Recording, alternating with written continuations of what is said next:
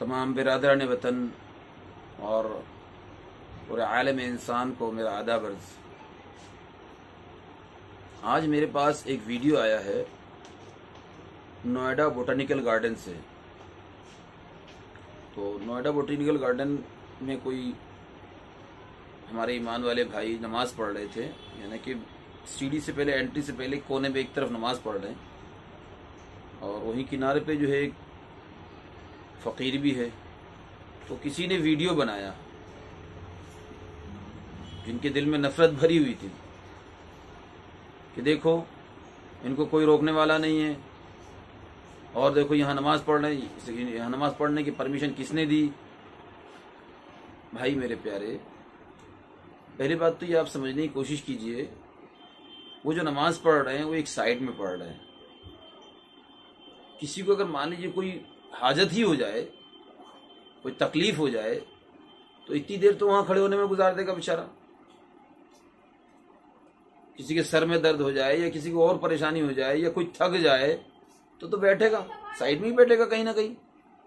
ये तो नमाज पढ़ रहे हैं, मुश्किल से 5 मिनट लगेगा, 5 मिनट भी नहीं लगेगा, बल्कि और कम अगर सफर में होंगे, क्योंकि हमारे सफर में मसला है, अगर सफर के कुछ शराइत है कि अगर इतने किलोमीटर से ज्यादा अगर सफर करेंगे तो उसमें कसर पढ़ना पड़ता है, कसर 2 रकात, 4 के बजाय 2 पढ़नी पड़ती है।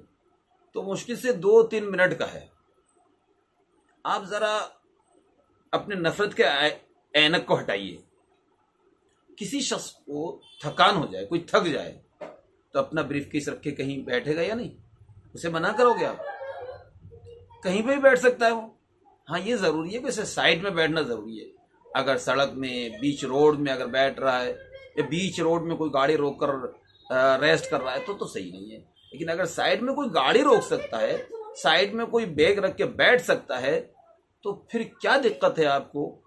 कोई साइड में नमाज पढ़ रहा है, कोई मान लीजिए कोई साइड में बैठकर अगर अपने परमात्मा को याद कर रहा है और यूं करके यूं याद करता है, यूं करके याद करता है, तो उसे एतराज होना चाहिए। अपने परमात्मा को, अपने शिव जी को याद कर ले और तन्हाई में बैठ के किनारे, वो भी एक किनारे में बैठ के, किसी को कोई तकलीफ ना हो, तो इसमें आपको क्या दिक्कत है? कि जैसा एक आदमी शिव को याद करने पर, भगवान को याद करने पर, परमात्मा को याद करने पर किसी को तकलीफ नहीं होनी चाहिए, ऐसे ही कोई अगर साइड में नमाज पढ़ रहा है, वो भी 2-3 मिनट के लिए, इससे आपको क्या तकलीफ है? लेकिन मैं सैल्यूट करता हूं उन लोग, असल मुझे वीडियो ये नहीं इनको, क्योंकि ये इनको समझ में आएगा ही नहीं। देखिए, जिनके दिल में नफरत है वो तो नफरत ही रहेगी। जिस पेड़ में कांटे होते हैं वो कांटे वो तो तकलीफ देने के लिए होते हैं जी। जो झाड़, यानी झाड़ समझने के, कांटे वाले में तो गुलाब भी होते हैं, लेकिन वो नहीं, जो झाड़ सिर्फ काटने, उसमें कांटे ही कांटे होते हैं, तो उस कांटे वाली झाड़ से आप क्या उम्मीद कर सकते हैं? वो तो कांटा, यानी जो झाड़ है वो कांटे वाला ही झाड़ है, उसमें कोई फूल कोई फल नहीं, उसमें कांटे ही कांटे। अक्सर आप सब देखा होगा, आपने जंगल में चलते हुए देखा होगा, उसमें कांटे ही कांटे होते हैं। आप अगर जाएंगे, बच के भी जाते तब भी कपड़े को लपेट लेता है, कपड़े को लपेट लेता है और कहीं पैर भी फाड़ देता है जी। तो इनको समझाने से कोई फायदा नहीं है, इनको क्या समझाएं। लेकिन मैं सैल्यूट करता हूं उन लोगों का जिन लोगों ने इस बंदे को ट्विटर में जवाब दिया। इस बंदे ने ट्विटर में डाल दिया था इस नफरत को, तो अल्हम्दुलिल्लाह हमारे बहुत सारे बिरादरान वतन हिंदू भाइयों ने इसे माकूल जवाब दिया, माकूल जवाब दिया कि भाई तुम्हें क्या तकलीफ है, तुम भी कर लो, तुम भी एक तरफ खड़े होकर भगवान की पूजा कर लो।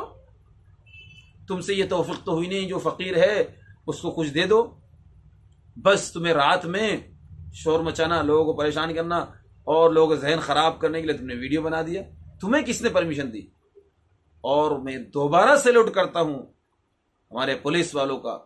इन्होंने पुलिस को भी टेक किया, तो पुलिस वालों ने भी बड़ा माकूल जवाब दिया, बड़ा माकूल जवाब दिया कि ये जो नमाज पढ़ रहे थे, ये कोई किसी के रास्ते का नुकसान नहीं कर रहे थे, रास्ते को इन्होंने जाम नहीं किया, एक साइड में पढ़ रहे थे और उसमें कोई हर्ज नहीं है।